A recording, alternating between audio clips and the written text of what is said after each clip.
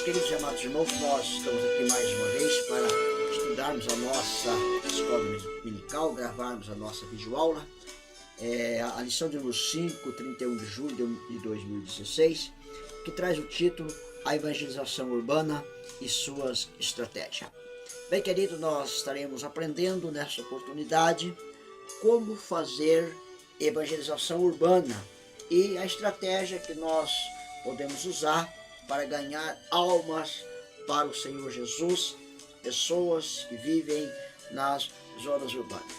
O nosso texto bíblico se encontra em Atos dos Apóstolos, capítulo 2, versículos de 1 a 12. Você que tem a sua Bíblia em sua casa poderá abri-la e lê-la, para que você possa ter um bom acompanhamento da lição nossa dessa data, deste dia.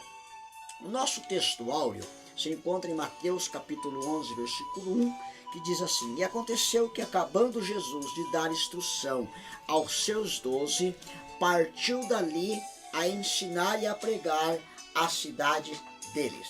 A nossa verdade prática ela diz o seguinte: evangelização urbana é o primeiro desafio missionário da igreja e o estágio inicial para alcançar os confins da terra. Observe que o escritor ele teve o privilégio de colocar essa palavra estágio inicial para alcançar os confins da terra.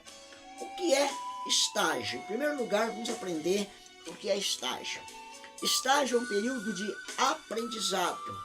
É um período em que a pessoa passa adquirindo conhecimento para exercer uma determinada função, ou uma determinada profissão, ou para ganhar carga horária para um determinado curso a qual está fazendo. Na obra do Senhor, meus queridos, não é diferente. O missionário, aquele que pretende evangelizar as cidades, pretende evangelizar os confins da terra, ele tem que começar então pelas zonas urbanas, que é uma evangelização dos povos da cidade. Nós percebemos hoje, temos aprendido através de estudos e pesquisa, que em torno de 52% da população mundial elas estão morando nas zonas urbanas. O Paraná, por exemplo, meu estado, onde eu moro, pesquisas um pouco aí não tão recente, mas assim, segundo as nossas estatísticas, em torno de 62% ou mais da população do estado já estão morando nas zona urbana.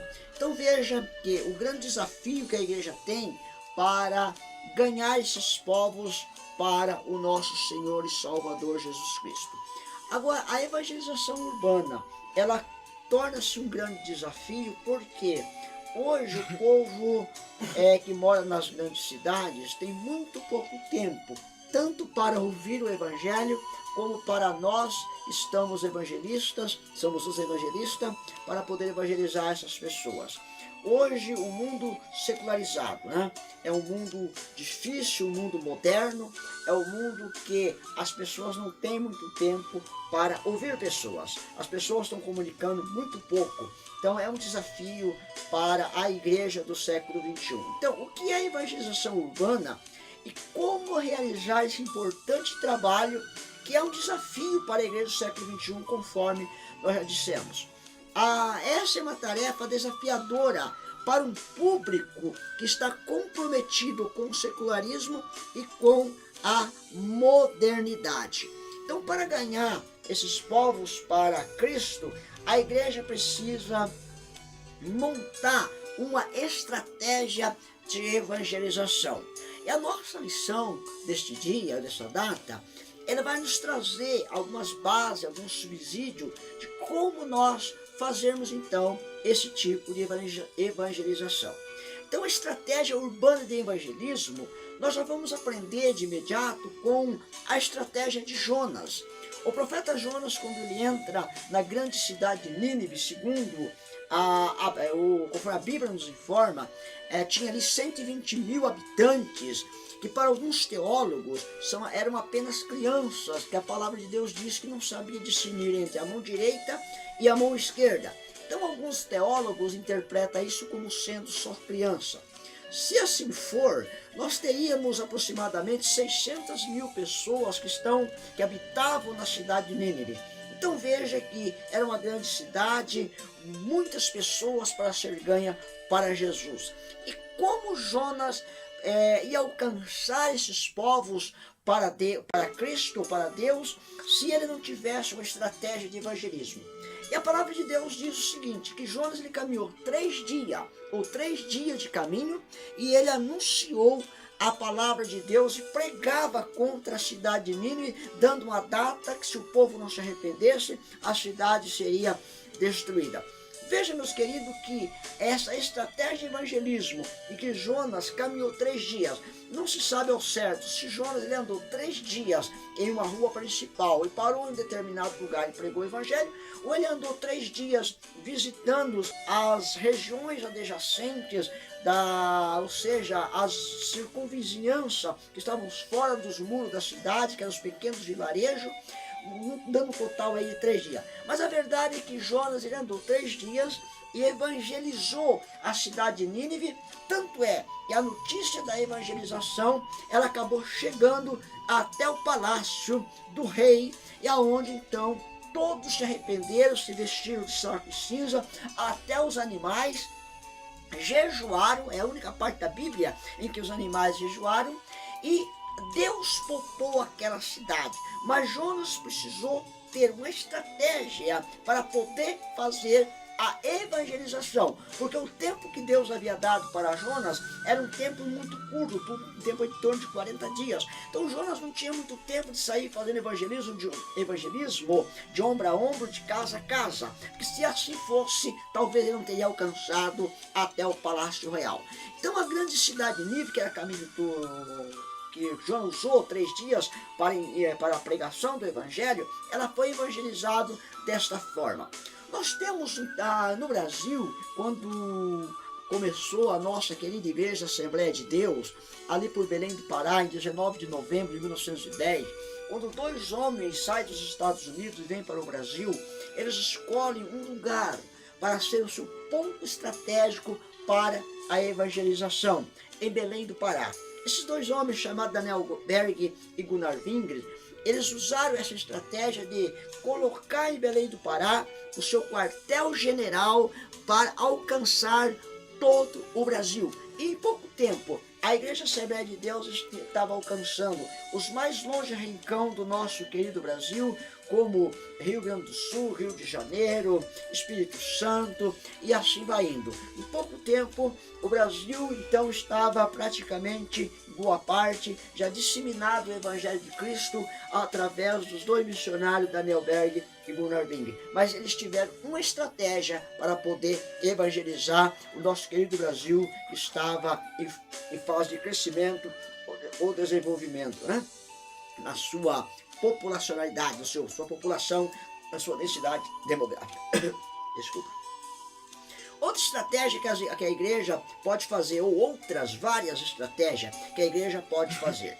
Nós tínhamos um tempo mais atrás, a gente usava muito evangelização através de cruzadas evangelísticas. Quem não lembra da cruzada de Bernardo Johnson no Brasil, né? De Jim Swagger e outros grandes pregadores que tiveram no Brasil, vindo de fora, americanos e etc., que fizeram grandes cruzadas e ganharam almas em massa para Cristo. E Deus realizava grandes milagres. Então uma estratégia também seria as cruzadas evangelísticas. Outra estratégia que a gente pode usar também é chamada as tendas, que é um templo móvel, uma igreja móvel, onde pode acontecer, além da evangelização, também atendimentos especiais, atendimento à sociedade, porque é uma forma também da gente fazer evangelismo, não só pregando o evangelho, mas também atendendo as pessoas nas suas necessidades especiais, fazendo um social com a igreja, né? Outra estratégia seria a propaganda.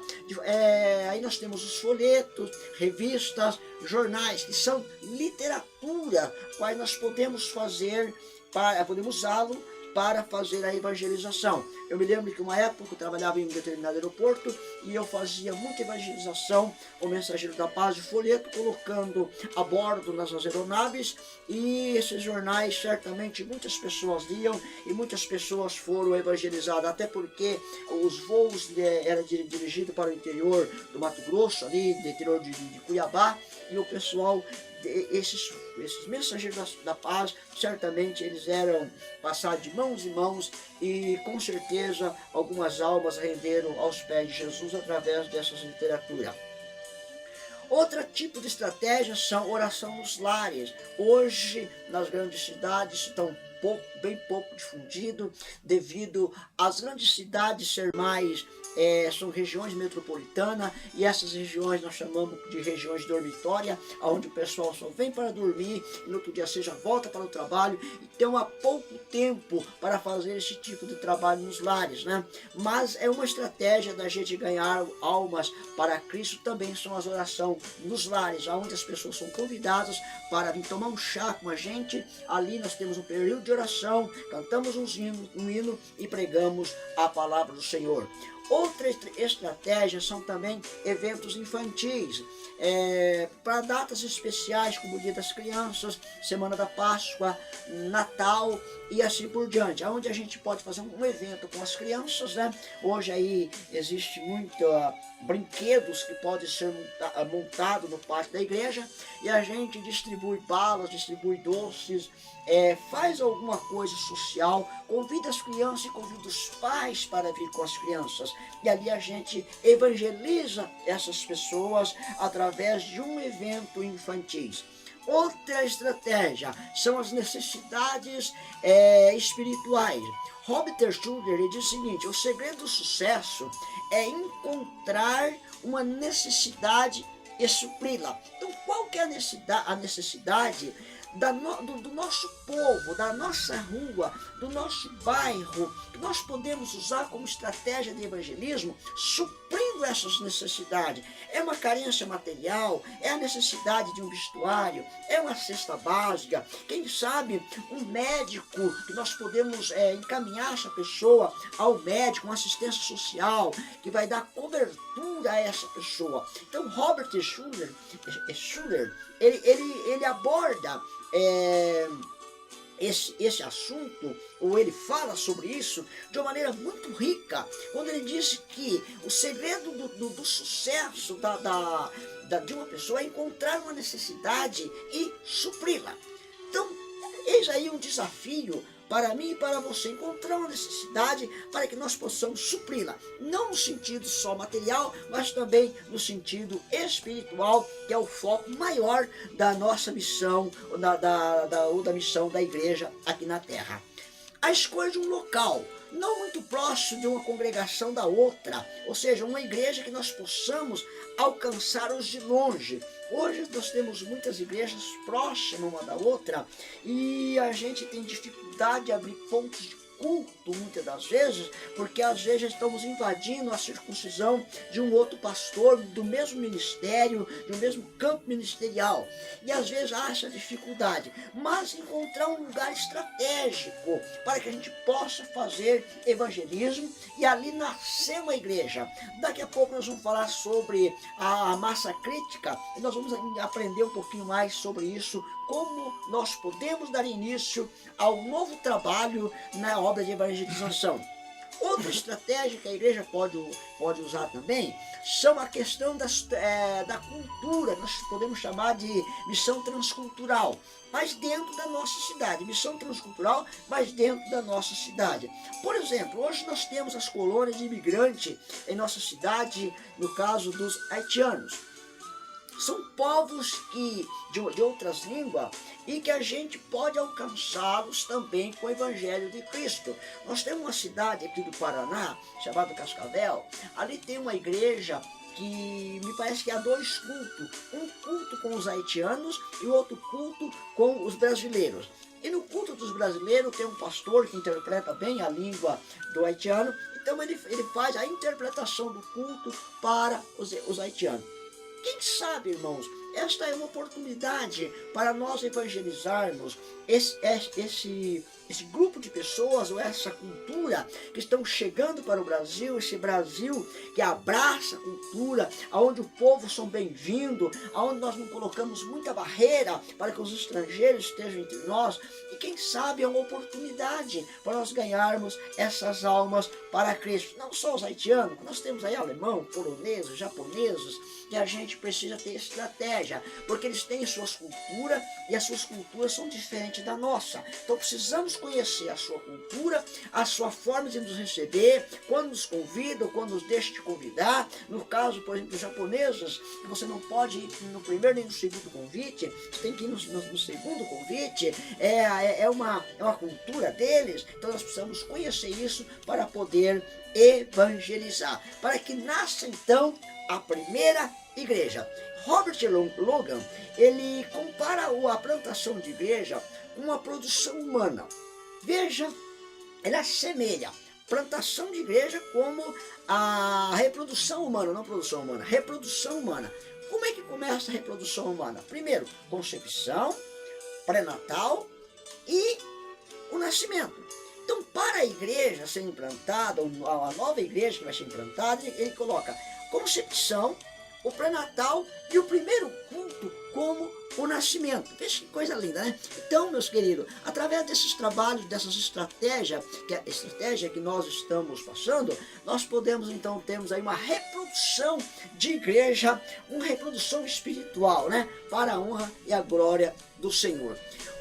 A igreja, para a evangelização urbana, a igreja encontra também alguns obstáculos. E esses desafios, obstáculos, nós podemos chamar eles de incredulidade. Hoje, meus amados, com o surgimento de muitas igrejas, proliferação de muitas igrejas, pseudos evangélicos, que tem pregado um evangelho disfarçado, um evangelho... um outro evangelho, podemos assim dizer. Então esse hoje é o maior desafio enfrentado pela igreja, devido que os mercenários que pregam o evangelho falso.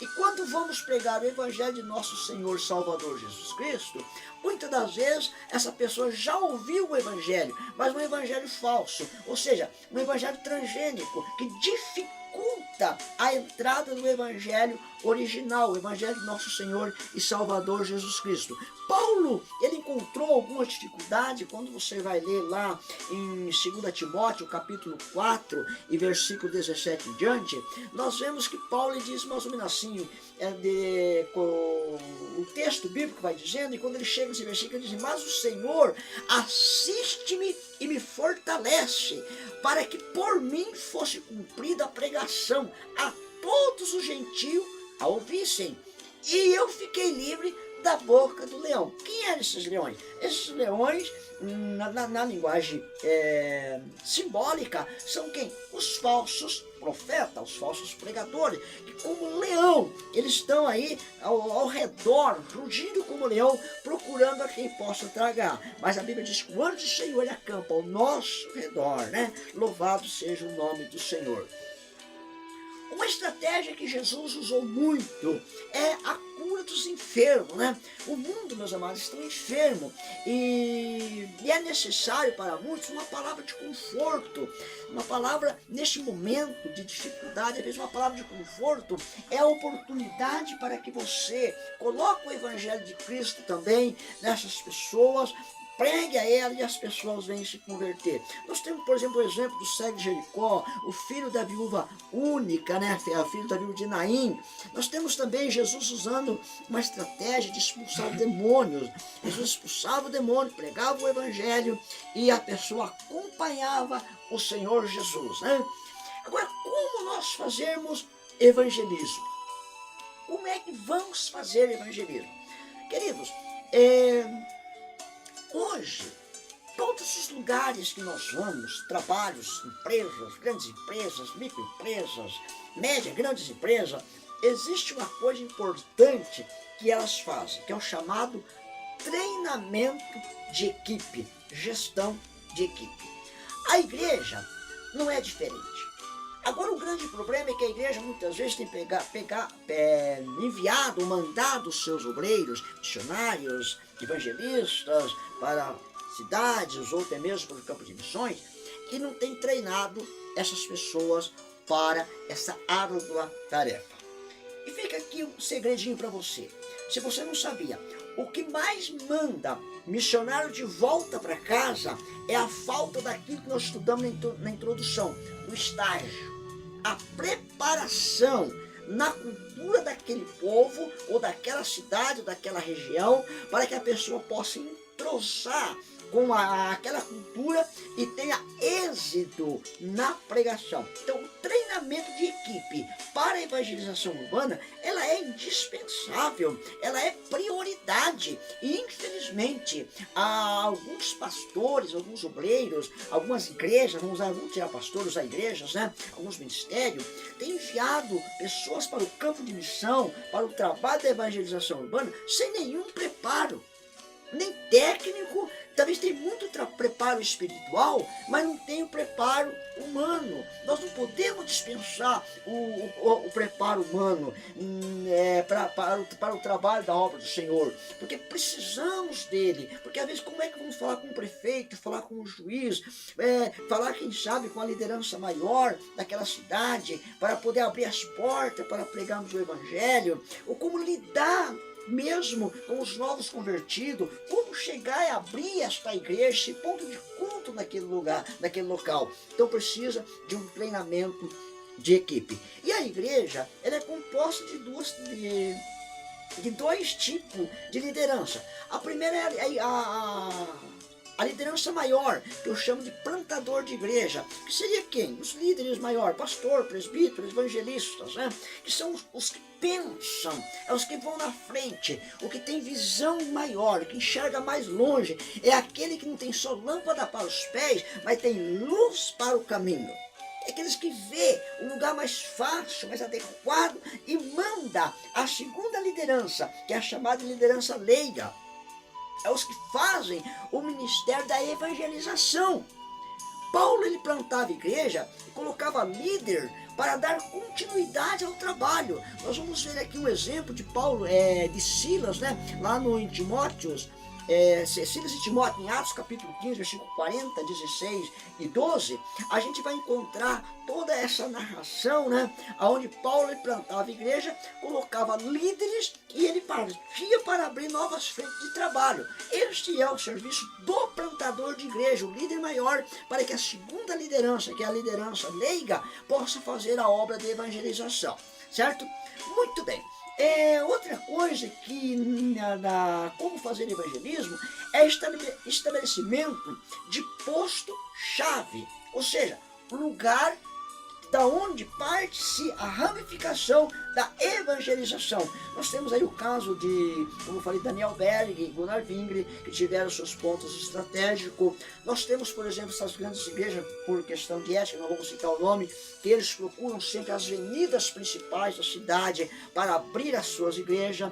Veja que Paulo, lá em Atos capítulo 16, verso 15, quando ele chega em Corinto, ele procura a sinagoga para começar a pregar o evangelho. Mas como não é bem recebido na sinagoga, o que ele faz? Ele vai para a beira do rio. E ali as pessoas se reuniam por uma determinada cultura ou um costume da época, tinha essa cultura, então o povo se reunia. E Paulo sabia disso, disse: eu vou para a beira do rio. Não me querem aqui na sinagoga, porque lá vou encontrar alguém para anunciar o evangelho, vou ganhar essa alma para Cristo, e a partir daí começa assim, então, eu começaria a fazer evangelismo. Paulo dizia assim, começaria a fazer evangelismo. E foi exatamente isso que aconteceu. Paulo, então, encontra-se com alguém ali, e agora ele sai, então, para fazer o evangelismo, plantando, então, o que nós chamamos de posto-chave, né? O estabelecimento-chave. Ele começa então a anunciar o evangelho naquele lugar. Vamos ler então, por exemplo, Atos 16, verso 15, diz: no sábado saímos da cidade e fomos para a beira do rio, onde esperávamos encontrar um lugar de oração. Sentamos-nos e começamos a conversar com as mulheres que se reuniam ali. Uma das que ouviam era uma mulher temente a Deus, chamada Lídia, vendedora de tecido e púrpura da cidade de Tiatira. O Senhor abriu o coração para atender a mensagem de Paulo. Tendo sido batizado, bem como os de sua casa, ela nos convidou dizendo: se os senhores me consideram como crente no Senhor, venha ficar em minha casa. E nos convenceu. Veja que Paulo usou essa oportunidade de uma mulher que abriu o seu coração, porque sempre vai ter alguém que vai oferecer algo para a obra do Senhor, e ele aproveita a oportunidade. E da casa desta mulher chamada Lídia nasce um ponto estratégico para a obra de evangelização no ministério e na missão de Paulo, né? Louvado seja o nome do Senhor.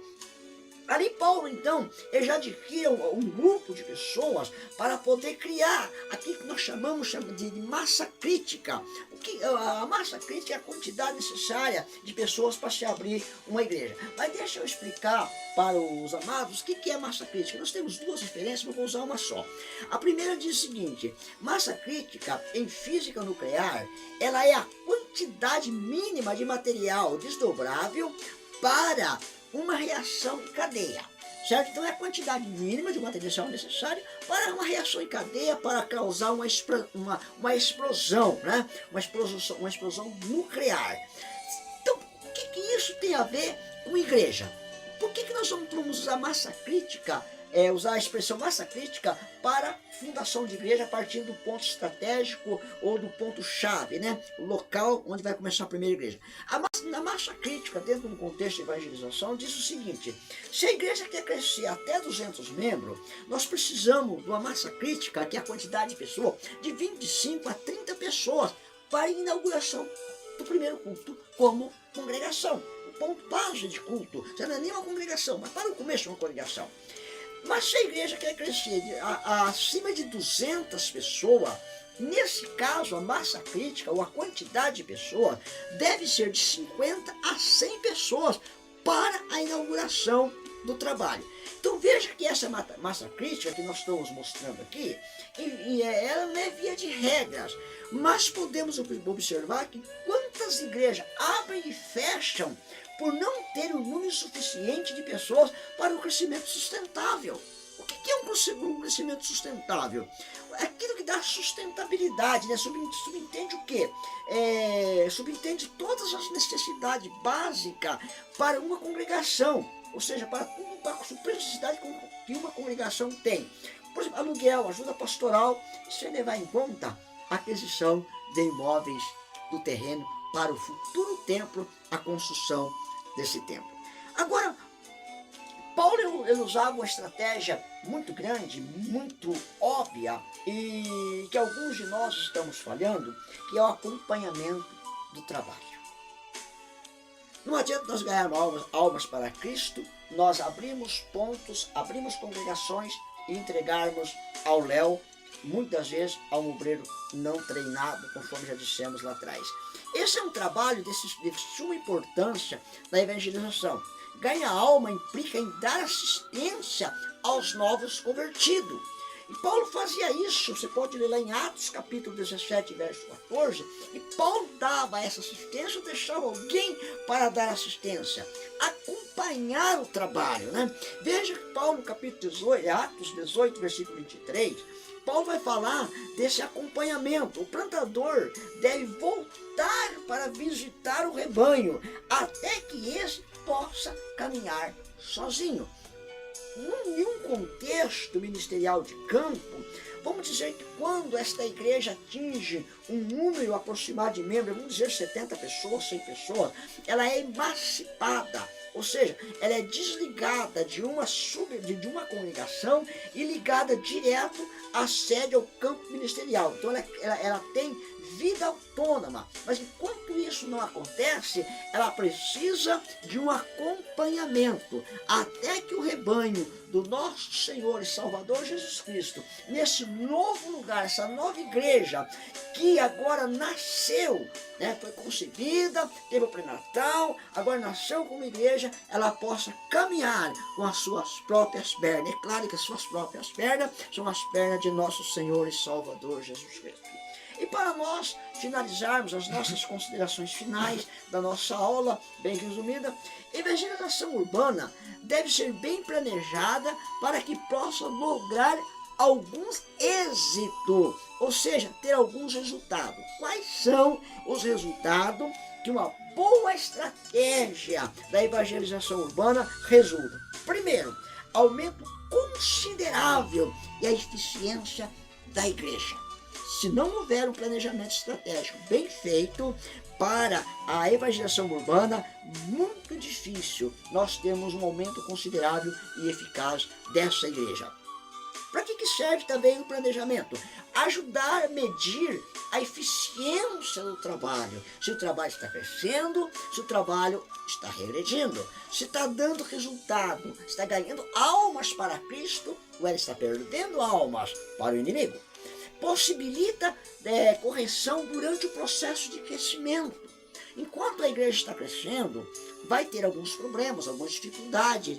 Então, esse planejamento possibilita fazer algumas correções durante o processo de crescimento desta igreja.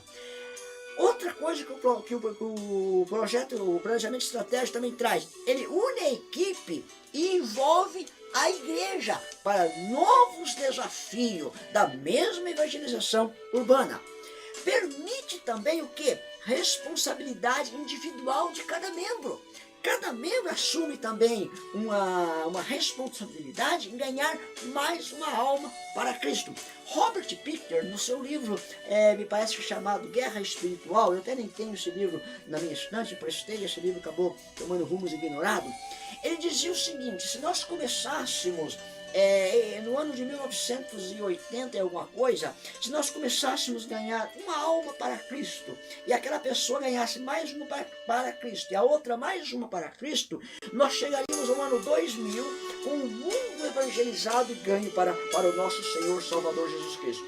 No entanto, nós já estamos no segundo semestre do ano de 2016 e nós temos muito que fazer para ganhar alma para o Senhor Jesus. Então isso significa que os planejamentos que foram feitos, os planejamentos estratégicos de evangelização no passado não funcionaram, não deram certo, porque senão Jesus já tinha vindo e arrebatado a sua igreja. Louvado seja o nome do Senhor. O que mais o planejamento estratégico para a evangelização urbana ajuda? Ele ajuda os outros, pois torna-se um modelo e um parâmetro para todos. Evangelização urbana é um desafio para toda a igreja. Trata-se de uma grande obra a ser feita. E esta grande obra, para ser feita, está nas minhas mãos, está na sua mão, está na mão da igreja, está na mão do pastor, do evangelista, do presbítero, do diácono, do cooperador e de toda a membresia do corpo de Cristo, a qual eu e você fazemos parte. Que Deus abençoe a todos em Cristo Jesus. Até o nosso próximo encontro, se Deus quiser. Amém.